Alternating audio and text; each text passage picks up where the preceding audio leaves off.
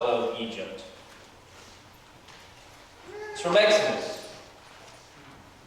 The context of today's scripture lesson is that the Passover is about to happen or has just happened, depending on how you read it. But the reality is, why? Why do we do what we do every Sunday? Why? Why? Why show up? Why show up? Why give money? Why come to committee meetings? Why participate in the life of the worship team or the liturgical team? Why do any of that? This is the question that the Israelites are asking in a very real sense about the Passover. Why should we do it? Again and again and again and again through the years. Why should we do any of this? Why should we repeat what we repeat every Sunday? And God gives a really interesting answer. God doesn't exactly answer it. God just says, tell your children. Tell your children this is what we do. And because of what we do, God says, God brought us out of Egypt to the land that we have been promised. I want to take you back 6 months ago when I first interviewed for this job. One of the first things I heard about was the playground. We're getting ready to build a playground. Okay, that's nice, but what's your average attendance? How many kids do you have in the church? What's going to be, in business terms, what's our ROI on that? What's our return on investment if we build a playground? And what your playground committee so eloquently pointed out is the same thing that God pointed out at the Passover. You've got to tell the children. You've got to tell the children. There's stories to be told. Stories as ancient and older than all of us combined. And those stories about what God does and how God moves through the world is the reason we're building that playground. I love y'all, but it's not to make us feel good. It's not to get more children in the pews or to get more people in the pews. The point is that we have a story to tell, and that is part of our narrative. Amen. Part of our narrative is that we were once no people, but now we are God's people. Amen. And now that we're God's people and we've got some children in the church, it's incumbent upon us. It is commanded of us. It is our duty as Christians to tell them that story. To tell them that once there was a people that 20-some years ago gathered in a garage of a house because they couldn't find somewhere else to worship. It's the story of a church who took a risk and built something and staked their claim on this plot of land and said, we're going to stay here come hell or high water.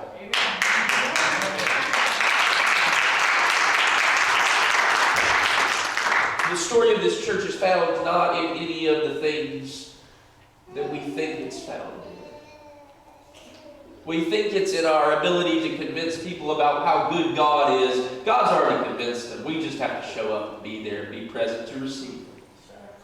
God is planting seeds in Catawba County through our foster care ministry, through the Christmas baskets, through what we did with the pets, with our tithing. God is planting seeds so that one day someone might walk through the doors of this church and say, I heard about you. I heard about you because you told us a story. You see, that's the basic human condition, is that we tell stories. When you go to work, you have the opportunity to say, hey, guess what we're doing at our church? We're building an ADA accessible playground. And they've been planting the seed that one day comes to fruition and someone shows up and plays on the playground. But even if not, You need to have your elevator speech ready about this church.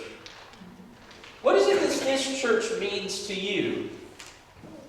When I look across this room, what it means to me is I see a bunch of risk takers. And that makes me happy because that's how the first church got started. People started taking risks. They started moving from outside their homes into buildings and into catacombs and then further and further into the society until they were one with society. And we have what we have today. We are a church on the move. We are a church that once was a scattered group of folks, and then under the leadership of people like Pastor Calvin, brought us together and helped us realize the vision that God has not finished this story. You remember a few weeks ago I talked about that. I said you can't put a period where God puts a comma. I think some of us in this very church, I'm the first one to admit it. When you said you were building the playground, I was uncertain. But God was certain. And that changed me. And you know how it changed me? By you all telling stories. Telling the stories. As Donald preached a few weeks ago about telling the stories. This is the impetus of the Exodus story, is that once we had something, we had to tell about it. What were you going to do in the wilderness? Tell the stories when you're gathered around the campfire. Tell the stories with the pillar of cloud by day and the fire by night. Tell the story of God. That's ultimately what Scripture is all about.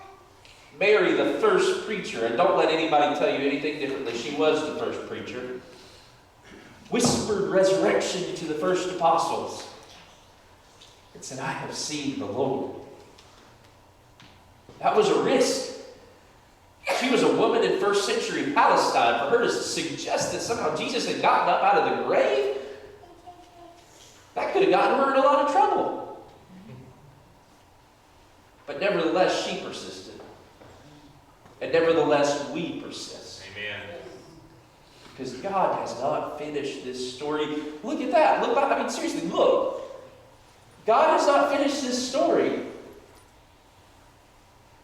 God has not finished this story. So if you're thinking to yourself, you know what, we're struggling, we're trying to figure things out. No, God is writing the story. Yeah.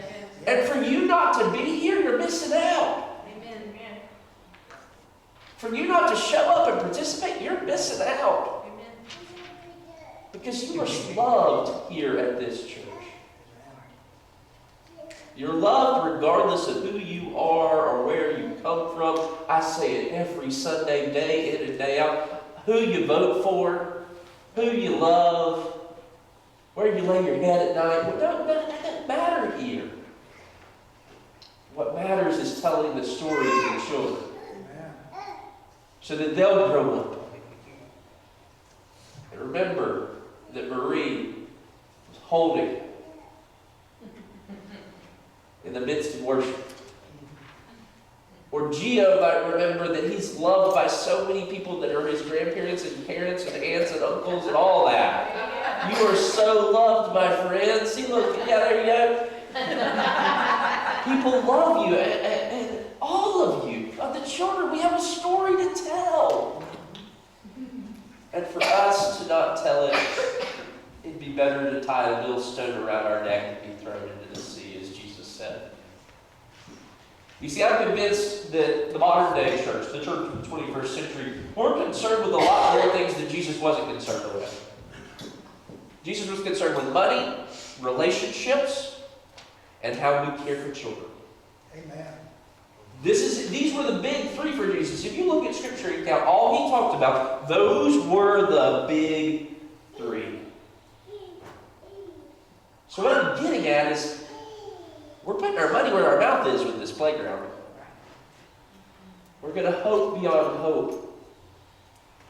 And hope and pray that this playground will be a gift for our community and for our church and for the grace and love of God. Amen. Amen. Yes. You know, I took another risk this week, as we're taking a risk in building a playground. I subscribed for Disney Plus on my wife's credit card. I'll deal with that one after worship. I'll be sorry. But I did this because I wanted to watch some movies. So I started watching one of my favorite old movies. The 1950s Peter Pan animated version. Everybody seen that? You know what I'm talking about? Yes. The movie starts out like this. This story has been told before. This story will be told again. But this time, it happened in London. I love that line. It's one of my favorite Disney lines. Because it speaks to the whimsical, magical nature of Disney, that stories can happen once and happen again. But doesn't that sound a lot like our story and the story of God in this place?